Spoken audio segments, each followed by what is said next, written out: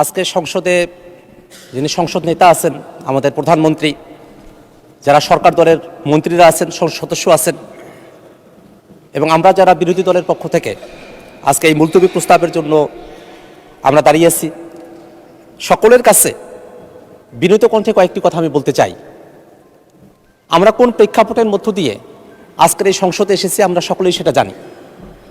সেই প্রেক্ষাপট যখন বাংলাদেশে সংগঠিত হলো, তারপরে 5 আগস্ট থেকে নিয়ে 8 আগস্ট পর্যন্ত বাংলাদেশে কোনো সরকার ছিল না। সেই সময়টাতে বাংলাদেশের সংবিধান কতটুকু কার্যকর ছিল সেই ব্যাপারে কি আমরা খোঁজখবরটা রেখেছি মাননীয় স্পিকার?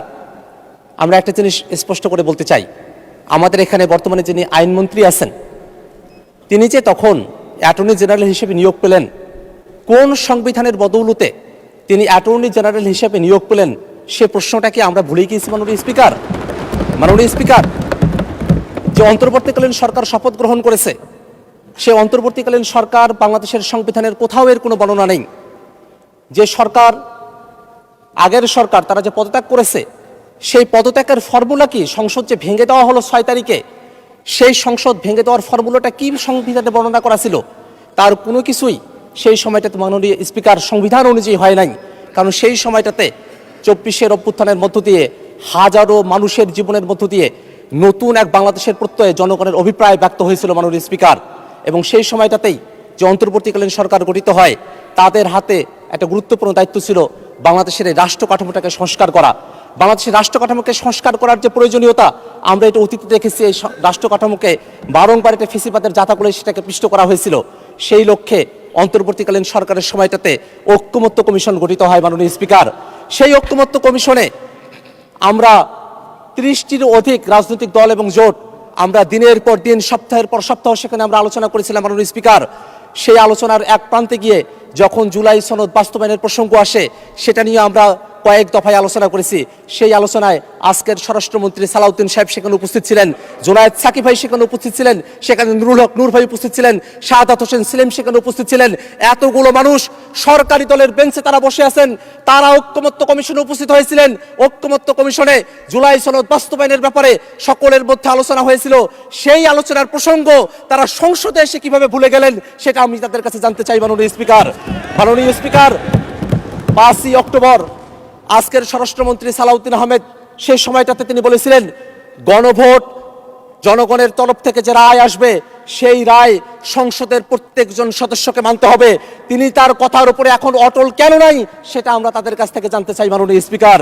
মাননীয় স্পিকার, আমরা এই কথাটাও জানতে চাই, মাননীয় আইনমন্ত্রী তিনি সে সময়টাতে এই সংবিধান সংস্কারের জন্য যে আদেশ, সেটাকে বাস্তবায়নের জন্য যে এক্সপার্ট প্যানেল গঠন করা হয়েছিল, সেই এক্সপার্ট প্যানেলের তিনিও একজন মেম্বার ছিলেন, তিনিও পরামর্শ দিয়েছিলেন সেই এক্সপার্ট প্যানেলে কেমন পদ্ধতিতে জুলাই সনদকে বাস্তবায়ন করা হবে। আজকে অ্যাটর্নি জেনারেলের পদ থেকে তিনি যখন আইনমন্ত্রী হয়েছেন, তখনই এসে তিনি তার পজিশনটাকে পরিবর্তন করে এখন তিনি সবকিছু বেমালুম ভুলে গিয়েছেন। আজকে তারা এসে হবস, লক আর রুশো পড়ার কথা বলছেন। আমার তো মনে হয় হবস, লক আর রুশো পড়ার মধ্য দিয়ে তারা অতীতে যে নৈতিকতার পাঠ, সেই নৈতিকতার পাঠটা তারা ভুলে গিয়েছেন। যদি নৈতিকতার পাঠ তাদের থাকতো, তাহলে এতগুলো জনগণের সামনে জনাব তারেক রহমান আমাদের প্রধানমন্ত্রী, তিনি 30শে জানুয়ারি রংপুরে আবু সাইদের জন্মভূমিতে দাঁড়িয়ে তিনি বলেছিলেন, দয়া করে গণভোটে হ্যাঁ দিন। দয়া করে গণভোটে হ্যাঁ দেওয়ার কথা বলে তারা এখন এসে গণভোটের রায় মানতে কেন চান না, সেই প্রশ্নটা আমরা মাননীয় প্রধানমন্ত্রীর কাছে করতে চাই।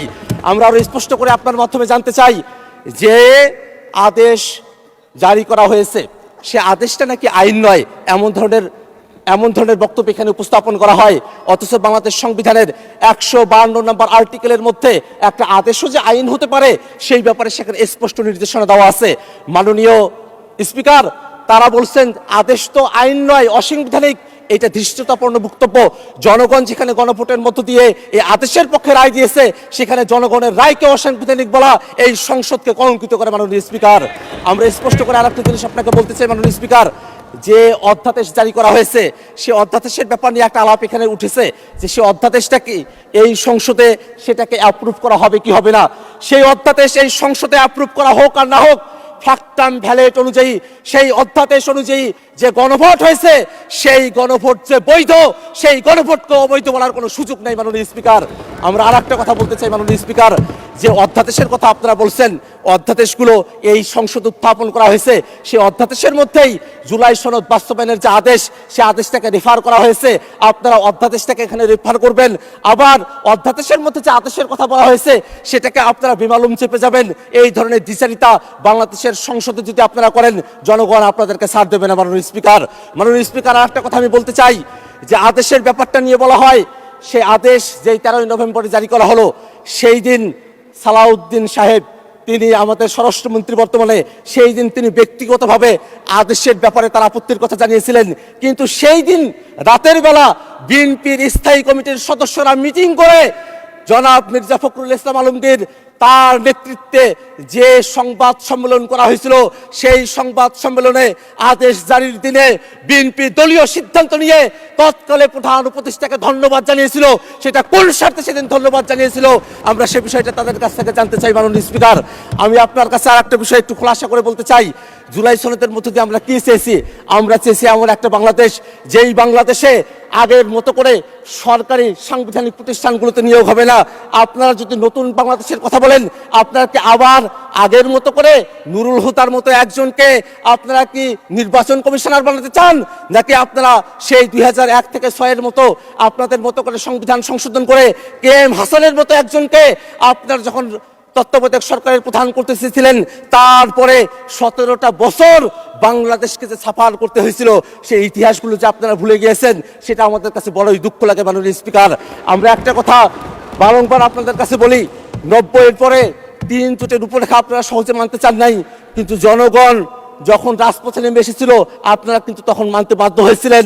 আমরা জানি নির্বাচনের আগে আপনারা যখন জনগণের কাছে গিয়েছিলেন, আপনারা গণভোটের কথা বলতে বাধ্য হয়েছিলেন। আপনারা এই কারণেই বাধ্য হয়েছিলেন, নতুবা জনগণ সেই সময়টাতে যে সিদ্ধান্ত নিত, সেই সিদ্ধান্ত আপনাদের ফেভারে নাও যেতে পারতো। সেই জনগণকে তারা আজকে জুলাই সনদ পরিস্থিতি পড়ে নাই, সেই ব্যাখ্যা বিশ্লেষণ করার কথা বলা হয়। যেই জনগণ জুলাই সনদে ভোট দিয়েছে, ওই জনগণ তো সরকার নির্বাচনের জন্য ভোট দিয়েছে। তাহলে আপনাদের ম্যানিফেস্টো থেকে কয়জন ভোট দিয়েছে, সেই প্রশ্নটা আমরা করতে চাই মাননীয় স্পিকার। আপনাদের কাছে একটাই মাত্র চাওয়া, এটাতে আইনগত কোনো বাধ্যবাধকতার জায়গা নেই। বিএনপির সদিচ্ছার বিষয়, সরকার দলের সদিচ্ছার বিষয়, তারা 2/3 মেজরিটি পেয়েছেন। তারা যদি আজকে সদিচ্ছা প্রকাশ করেন যে জুলাই সনদ বাস্তবায়ন আদেশ, গণভোটকে তারা মেনে নেবেন, এটা নিয়ে আর কোনো প্রশ্ন কোথাও উঠবে না। আমরা তাদের কাছে সেই আহ্বানটাই